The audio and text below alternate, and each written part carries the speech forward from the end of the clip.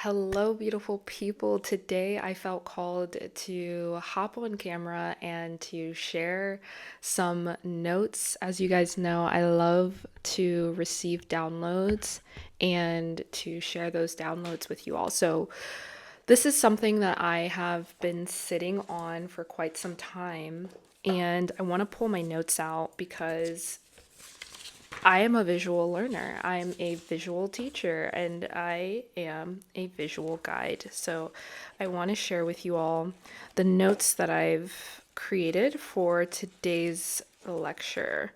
And I'm going to keep this one brief because what I would like to do is share an introduction to a full blown course that I will be creating within my school community. So if you're looking for more content like this, if you're looking to learn more about the body, the mind, and the spirit, and the soul, and all of the above, and you're looking to understand how you can overcome these worldly dynamics and live in the true light that you are, live in a way that allows you to continuously create your desired reality. All we have to do is identify and become aware of what's blocking us and then remove those blockages through active working, active shadow work, through meditation, through all of the modalities that I share in the community. And there's so many that we can begin doing. So if you are looking to unblock and to live your desired reality, allow your light to shine through, be sure to check out the link down below.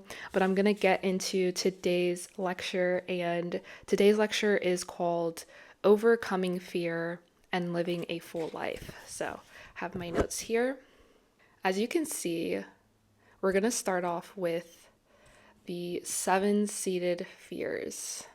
And then we're going to go into Maslow's hierarchy of needs. And then we're going to go into the chakras.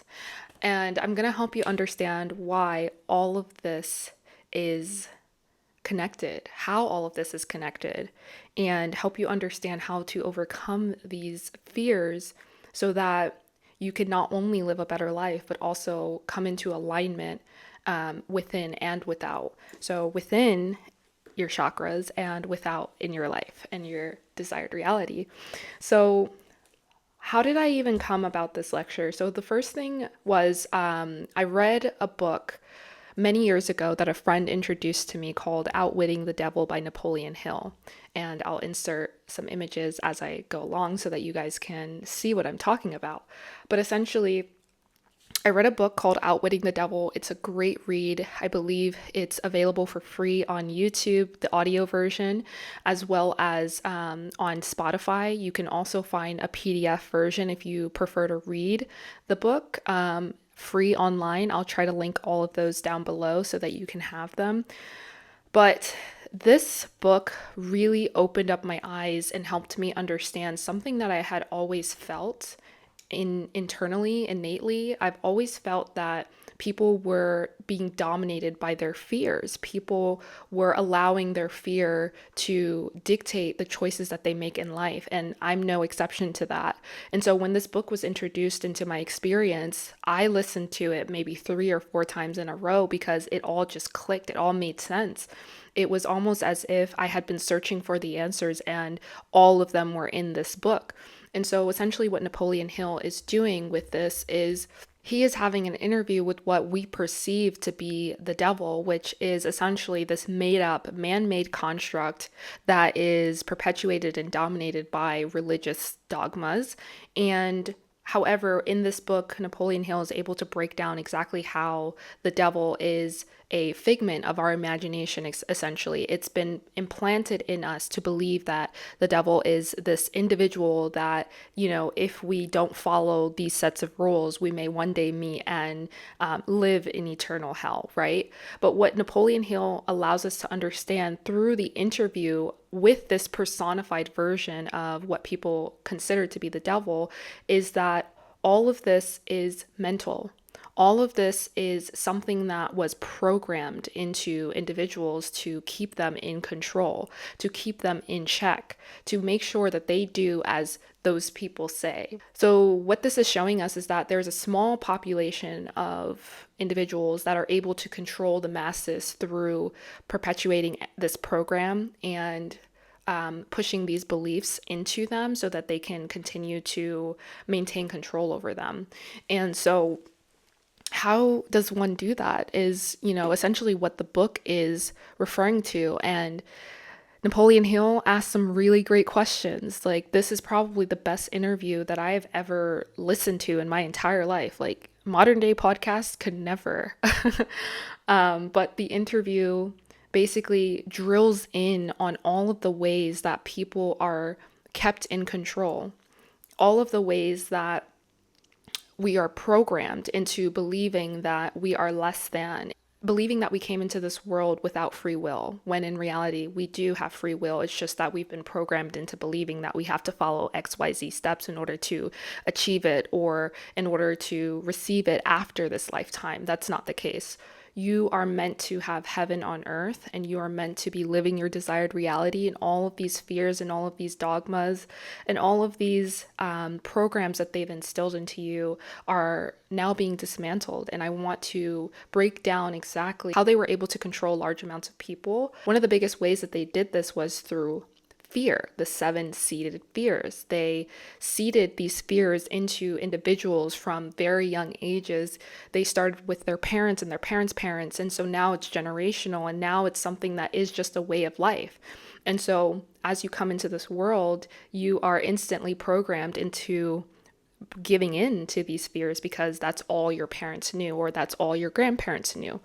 And if you're watching this video, chances are you're in the process of reprogramming. You're in the process of developing your own conclusions and going towards the truth. That's really what this is about, is removing all of the fogginess, removing all of the muck, and seeing the truth for what it really is. The truth is that you are a light being. The truth is that you are the creator of your reality. The truth is that you have free will over your desires and your life. And so that's the first thing that got me to this lecture. What really brought it all together, though, is when I reread The Emerald Tablets by Thoth. And there are many different interpretations, many different translations of the Emerald Tablets, but the one that I read in particular really resonated with me because I was able to understand it clearly and see what truly keeps people in this state of distress. And the reason being is simply their mind. It's simply the beliefs and the programs that have been instilled into them. So this is a reiteration of what Napoleon Hill was speaking about when he had an interview with the devil. And so in the Emerald Tablets, which was written many millennia before the interview with the devil, basically clearly stated as well that in order to overcome this dark side, the shadow, this devil, if you will, you have to first look within. You have to go into the mind, and you have to overcome the fears. Thoth actually says fears, like you must overcome your fears. And I'll try to pull a few quotes to include here, but he specifically talks about fears and how they're able to control people and keep people in this loop of death and rebirth and reincarnation and fear of death, which we'll get into as being one of the number one fears that people have, because they've been programmed to believe that it's this traumatic event that takes place, and once you're gone, you're gone. But in reality, we are eternal beings. And in the Emerald Tablets, Thoth lays out very clearly how you can tap into this eternal being, this internal aspect of yourself, and really enjoy this experience that we're all on. So that being said, with me rereading all of these books, I am now ready to share with you the messages that I received and putting it all together so that it clicks for you just as it has for me. And so the thing that clicked for me was, oh, I know a philosopher named Maslow who created Maslow's hierarchy of needs. This sounds a lot like what he was talking about when he created this philosophy. And what else does this sound like? It sounds like the chakra systems, because each chakra is perfectly aligned with one of the seven seated fears. And so, how do you keep people controlled? How do you keep people disconnected from their true self and their higher self?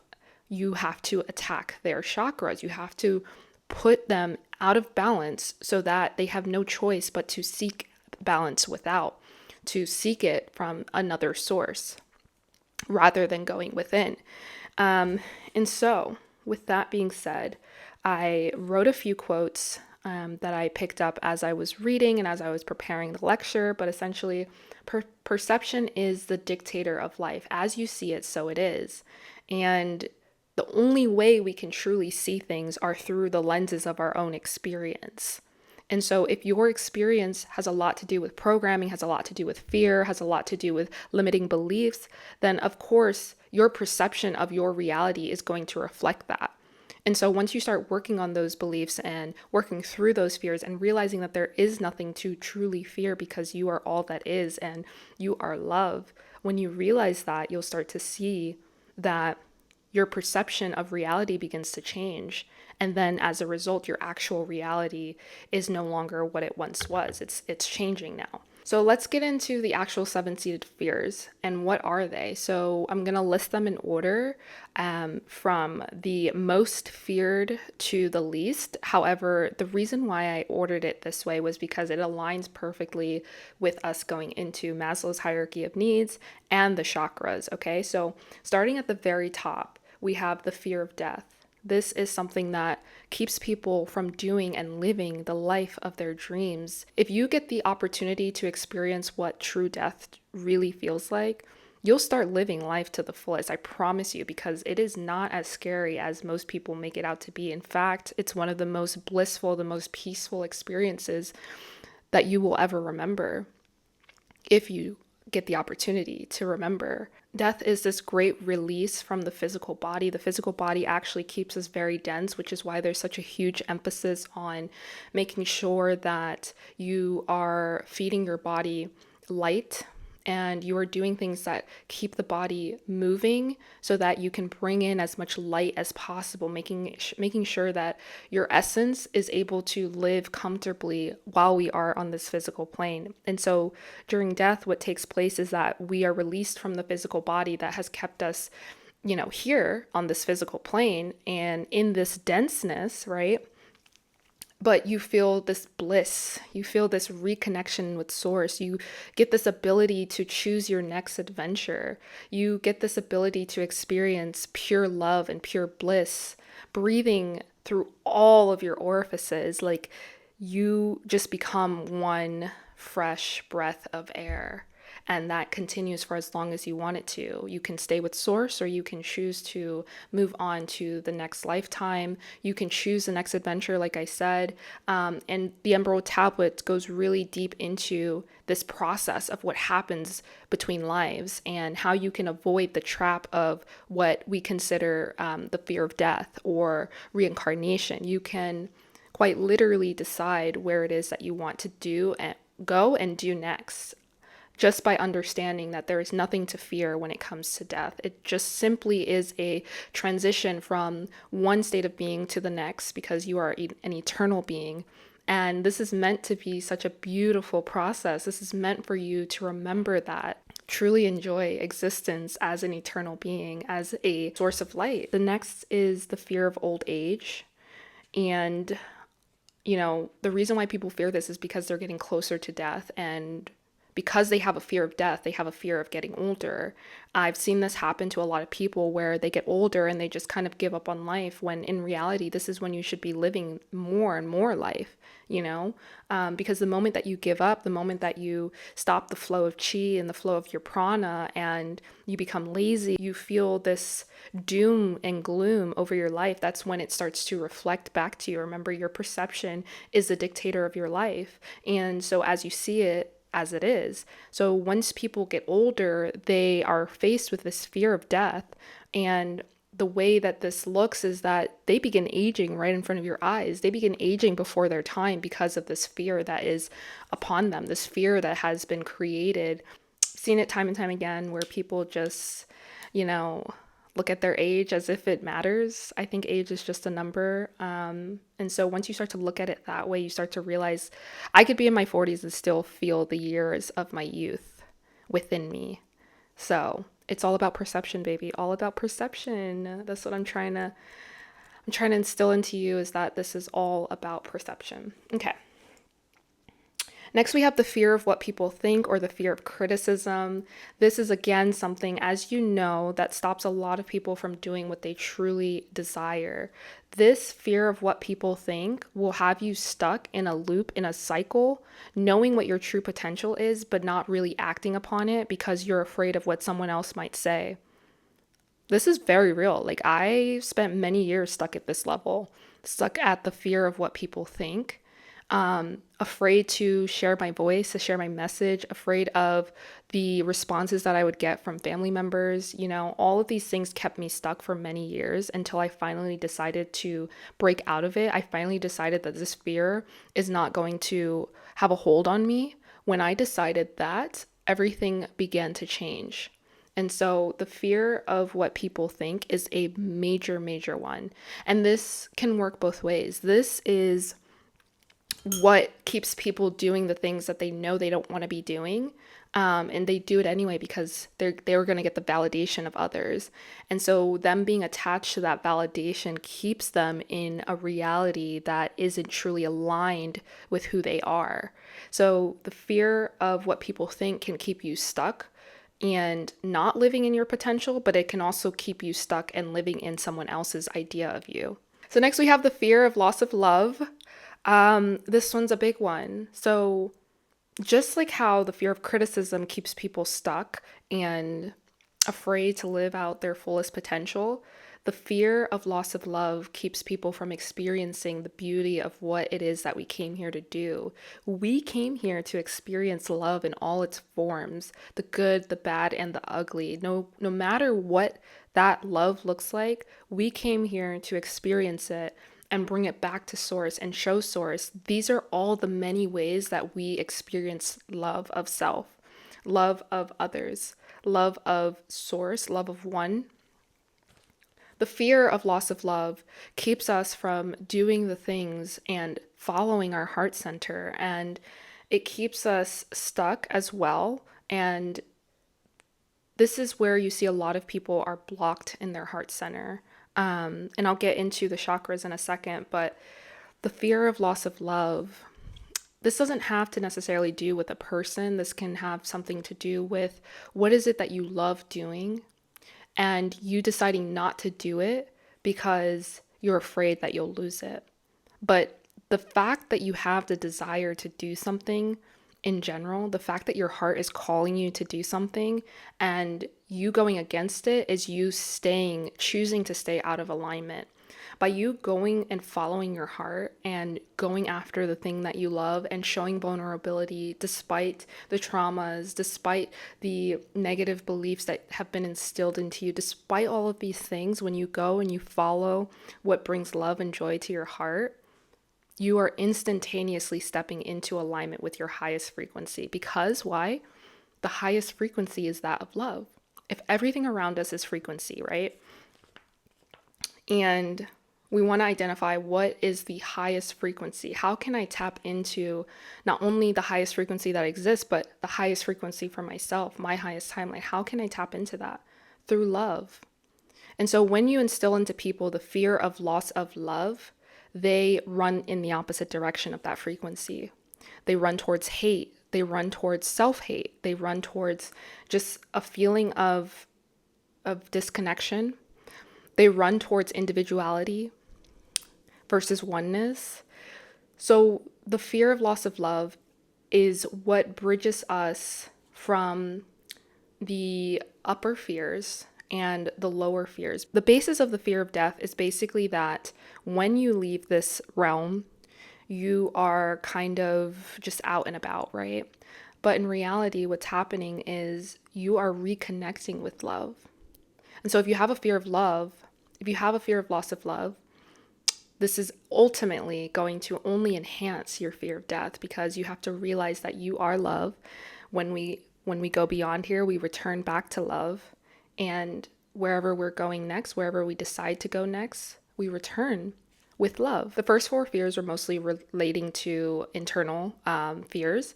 And now we're going to go into some more societal fears, things that have been created based on the society that we live in today. So, number 5, we have fear of loss of liberty. So, this is the feeling of not having the freedom to do what it is that you desire. And so because we have this fear, it makes it so easy for people to follow the rules, right? And some of these rules I think are great. Like, we need some of these rules. However, there are some that keep people stuck and unaware of what their true calling is, and it keeps them stuck in a career or a profession or a family that they know does not align with who they are.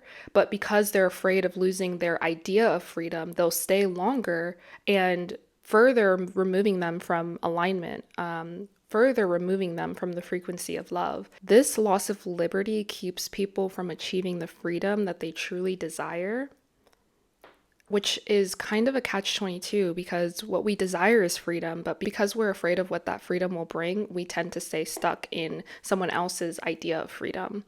And so this fear of loss of liberty is a very interesting one because I think that we definitely keep ourselves in this one. This reminds me of a meme that I like to share with some friends. It's basically a meme of a chicken in a coop, a chicken in a cage, and the chicken there are no bars on the cage except for these 2 bars, and the chicken has decided to put itself into these 2 bars, not realizing that if it were to look around, if it were to remove its head from the bars, it has all of the freedom to fly away.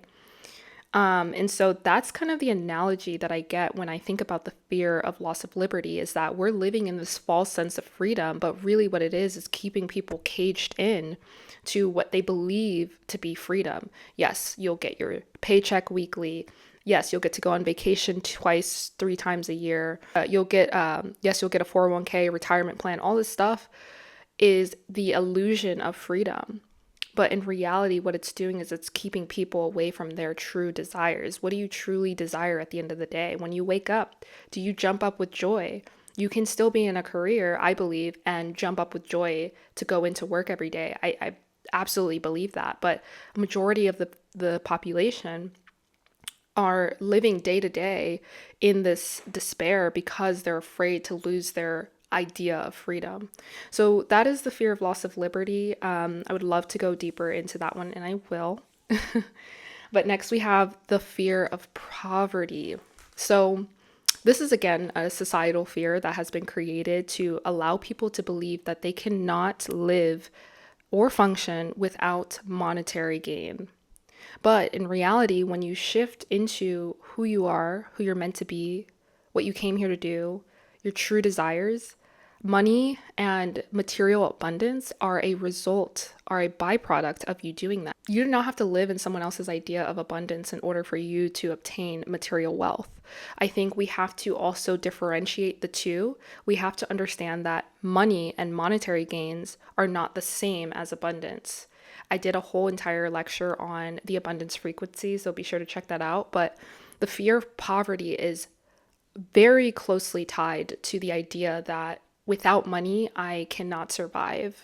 Without me going to work for someone else, or without me doing something that I don't want to be doing, I cannot survive. I can't support my family. I can't do this. But in reality, the fear of poverty is what keeps people so instilled into the financial matrix. The financial matrix alone is one of the greatest tools ever created to keep people in control, to keep people in fear, to keep people in a cycle of debt, and to keep people from going after what it is that they truly desire without knowing that they are infinitely abundant beings. So the fear of poverty. And lastly, we have the fear of ill health. This one I can go on for a couple of hours, but how is the fear of ill health instilled into individuals? It's their own doing. But essentially, these large corporations and individuals who control, the majority of the population, the minority that controls the majority, have created this system yet again where the individual is perpetuating this fear. This individual is creating this fear for themselves. How do they do this? Well, essentially, what they do is they create products, they make things addicting, they use psychology, they use all of these methods to get you to believe that you are making these choices out of free will. You are deciding to go to the grocery store and pick up all of the junk food on the shelves because you have a craving or because you think that this tastes really good. And then what happens? Then you take it home, you eat it, you don't really exercise because you are tapped into some sort of, you're binge watching or you're doom scrolling, you're tapped in, right? All of these things that they've created to keep you sedated perpetuates this fear of ill health, because what's next? Now you have something weird going on and you need to go see a doctor, and then the doctor prescribes you with something, and then a couple months later they tell you you have to have surgery, and so now you're indebted to this system. And all you had to do was become aware that you are the perpetuator of this reality. You have allowed it so that you have come in front of the doctor, and now it's time for you to have this uncomfortable conversation about how you got here. And so we have this stigma around the medical field because it's by design. People only go to doctors when they're sick, right? And so instead of taking matters into their own hands, they've now put it into the hands of a doctor who was only trained to treat symptoms and trained to medicate you even further. And so now it lowers your sovereignty into thinking that the only way that you can heal is through these doctors. But in reality, you are your best healer. Individuals who are stuck in the sphere of ill health have to do some deep, deep work. They have to understand that their health is in their own hands. And it's based on the choices that we make. And yes, there are systems in place to keep people unaware and to keep people addicted and to keep people in control with these types of things that they have available to them. However, when you take back that control and you decide what you put into your body, you decide what you consume on a daily basis. This is food, this is social media, this is music, this is friends, frequency, your environment. When you decide what it is that you want to consume, this fear of ill health suddenly dissipates because you realize that everything that you consume is a direct correlation to the experience that you're having. And if you're choosing to consume things of higher frequencies, there's no reason why you should experience ill health. Now, mind you, there are some instances where things do come to the surface, and it happens to me quite often, still to this day. But these are moments for me to sit down and reflect on what it is that I need to receive at that moment, because sometimes it's simply just the universe telling me to sit down and to take a break and to rest. But I'm now more aware of that. And so once you overcome the fear of ill health by taking control of your consumptions, you'll begin to see that there is nothing to fear because you have been doing the work. All right, so just a recap of the 7-seated fears. We have the fear of death. We have the fear of old age, the fear of what people think, the fear of loss of love, the fear of loss of liberty, the fear of poverty, and the fear of ill health. So now I'm going to quickly get into how this all lines up with Maslow's hierarchy of needs. And if you're unfamiliar with what that is, I implore you to go do your research.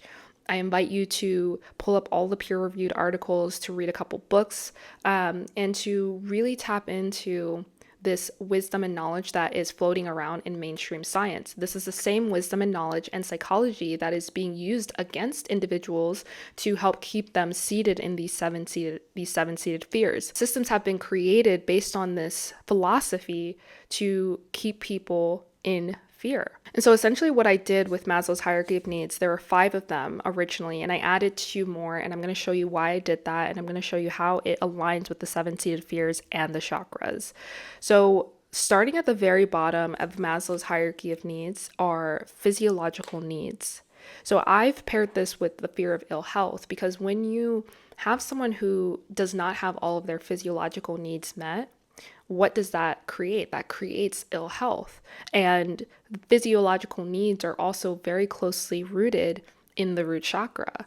And so when we go all the way across, we see that the fear of ill health aligns with physiological needs and aligns with the root chakra. When our root chakra is out of balance, this is when we are more susceptible to any sort of sickness or illness. This is when we feel ungrounded from source. This is when we feel disconnected from all that is around us, and we are more susceptible to being swayed and pulled in this direction and that direction. And so that's why I paired the fear of ill health, physiological needs, with the root chakra.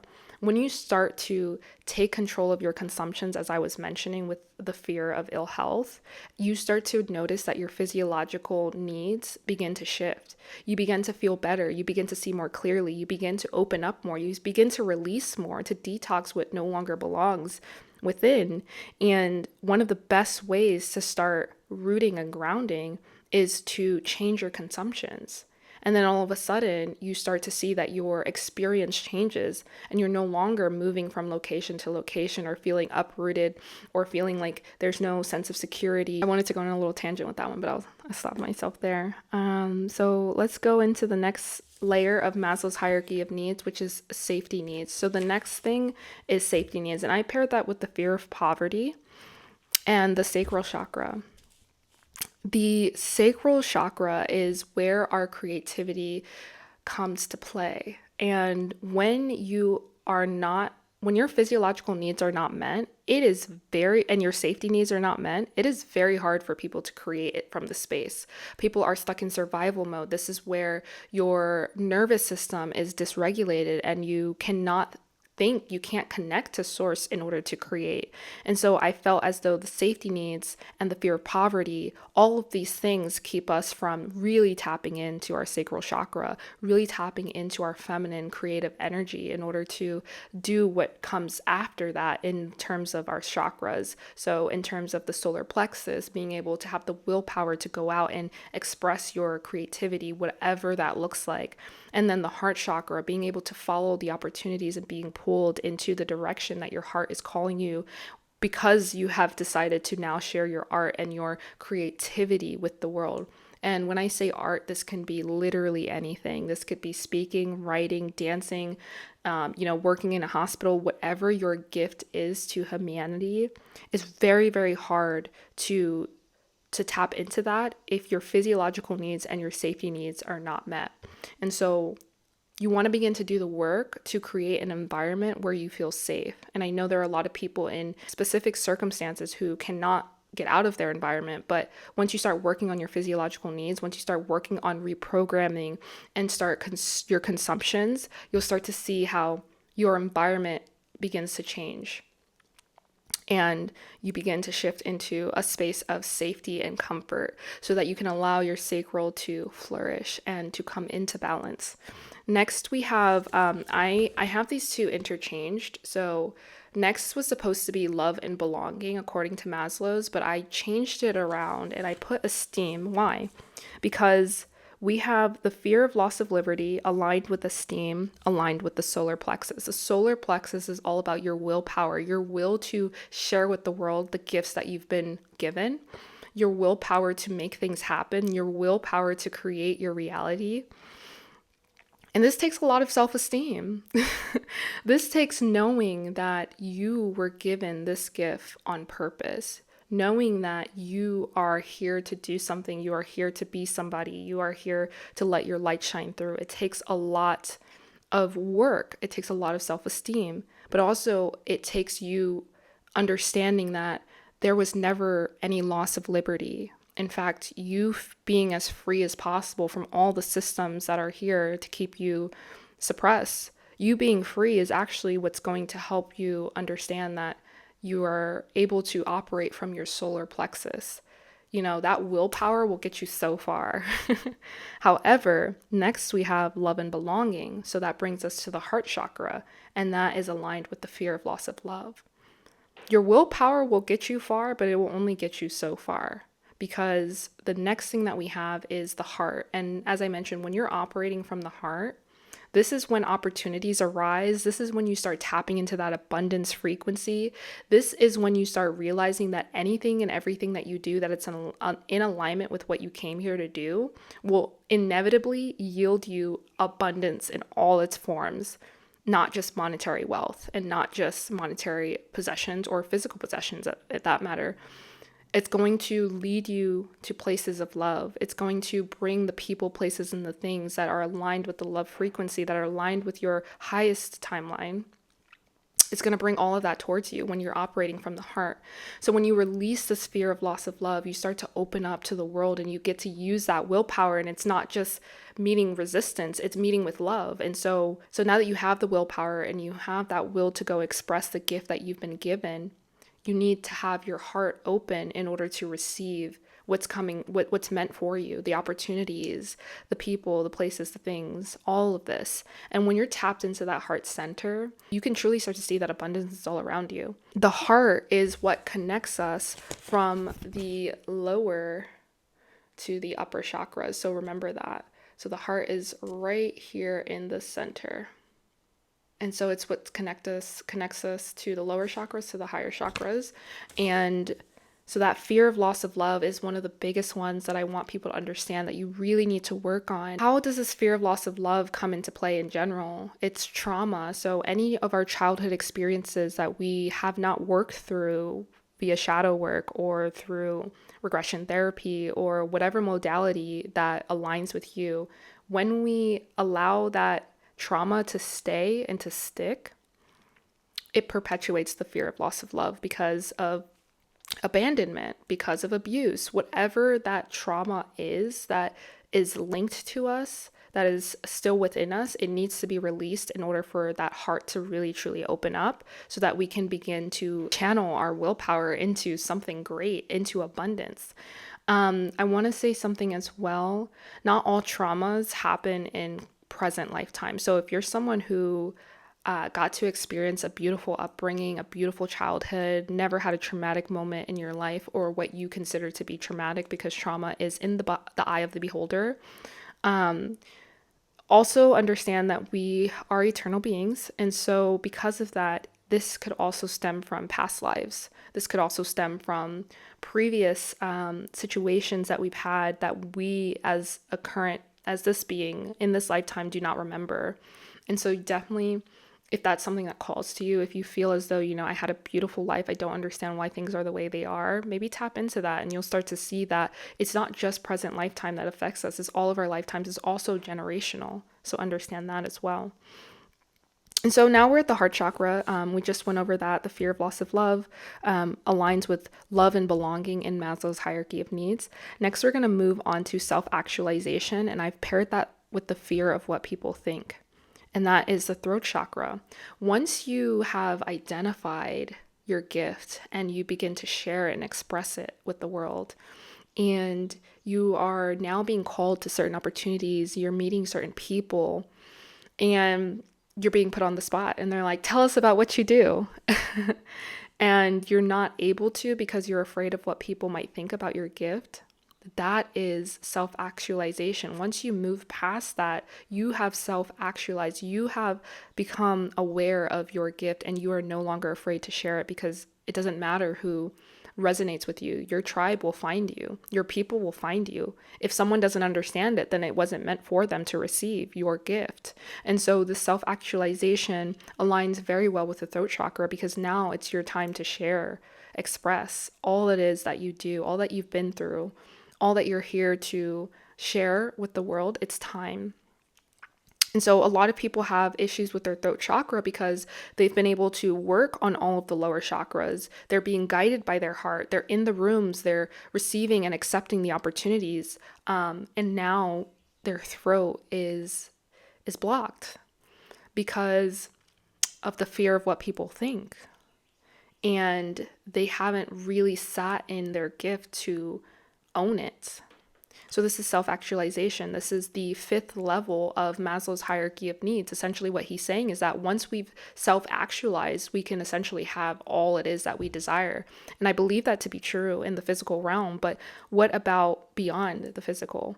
What about what happens after we've self-actualized? Because there are plenty of people who are walking and speaking in their truth and offering and sharing their gifts to the world. But what next? And I believe that Maslow didn't get to finish his studies. And so this is why these next two parts are parts that I've added. And I believe that had he been able to continue, he would have come to the realization as well that these next two things are essential for creating a divine life here on this planet. So the next thing that I have is service, and this aligns with the third eye. Once you've gone through all of those levels and you've been able to gather wisdom and knowledge and experiences and obtain and understand and actualize your gifts, it's now time to be of service to others. It's now time to share your gift with others. It's now time to use your third eye to be able to see when and where your gifts are needed and offering your gift as a service to others. So when people are stuck in this fear of old age, what's happened is that they haven't gone through those steps of self-actualization, of understanding what their gift is, understanding that they have something to offer, they have wisdom, they have experience. So it's now time to be of service to others. And by you doing so, it creates this beautiful symbiotic relationship where you're giving, but also receiving by giving and receiving even more and more and more. And so this fear of old age tends to dissipate because now you're enjoying your older age. And like I said, age is but a number. I could be 40 and be considered old age, right? But I'm enjoying it because I'm being of service. This is everything that I've worked towards, is to be able to help others see clearly and to identify where my gifts are needed and going to those places and sharing my gift with others. And what people don't realize is that as you're doing this, you're going to receive the frequency that you're giving out, whether that translates to material abundance or whether that translates to just receiving love from you sharing your services and your gifts with the world. And again, this can look so many different ways. This doesn't just mean entrepreneurship. This doesn't just mean, being in the spiritual space. This can look any way that you want it to look. If your gift is simply to sit in a room and look at paintings all day, there is someone out there that is going to be so inspired by that. And through that inspiration, they are going to unlock their own gifts. So it's a chain reaction. When you're in your gift, regardless of what that looks like, and you're of service to others by doing and living in your gift, in your truth, it's going to unlock this never-ending flow of abundance and love and joy. And so that is the third eye, because when you're able to open up your third eye, you begin to see everything for what it truly is. And you begin to see that we are here to be of service to each other. We are one. Therefore, me living in my truth and my gift will unlock something in the other. And this is what we're moving towards. We're moving towards a society of high frequency, of individuals who are living in their gift, who are aware of their natural abundance, their birthright, who are aware of the fact that they are eternal beings. We're moving towards this. And so by you tapping into that and you living from that, it's going to accelerate the process. The last thing that I have that I've added to Maslow's hierarchy of needs is divine union. And this is aligned with the crown chakra. And as I mentioned, it also aligns with the number one fear, the fear of death. So divine union, what is divine union? Divine union is when you realize that you are so much more than the physical body. It's when you realize that there's nothing to be afraid of. It's when you realize that the fear of death was something that was created in order to keep people in control, in order to keep people from realizing their truest, highest potential. And so with this being aligned with the crown chakra, once someone has reached the level of divine union, they are constantly tapped into source. You can be tapped into source at any level of the chakras, but the crown is really where you start to receive this divine wisdom, this divine essence of who you really, really are. And then you can continue to share that with others. You just have a knowing that you're abundant. You have a knowing that everything's going to work out. You have a knowing that this lifetime is just meant to be a beautiful experience. I had this download the other day, in the middle of the night. I think it was like 3 or 4 in the morning. So actually really early in the rising. I had a download that basically that cute little lullaby song, row, row, row your boat gently down the stream. Merrily, merrily, merrily, merrily, life is but a dream. And that resonated with me so much because we are already teaching these little kids that this lifetime is meant to be a dream.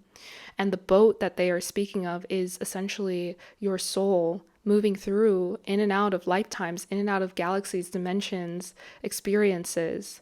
And this life is but a dream. And I want you to truly feel that. And I want you to truly understand what's been blocking you and keeping you in the way of living the life of your dreams.